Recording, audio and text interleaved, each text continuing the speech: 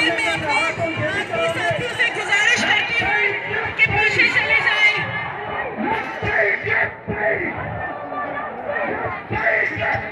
जो भी लोग पंडाल से बाहर हैं वो पंडाल में आ जाएं। तमाम लोग ग्राउंड में रस्सी के पीछे मूव करते जाएं। ये जो बिल्कुल गाड़ी के सामने दोस्त है, थोड़ा सा थोड़ी सी जगह दे दें।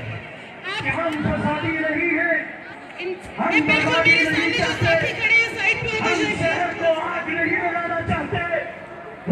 सारे जो रोड पे लोग हैं उनकी वजह से हमें मुश्किलात हो रही हैं। आप पंडाल के अंदर तशरीफ लाएं।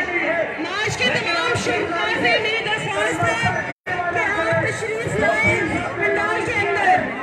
सिक्योरिटी टीम जो कि रोड पर है उनसे दरख्वास्त है कि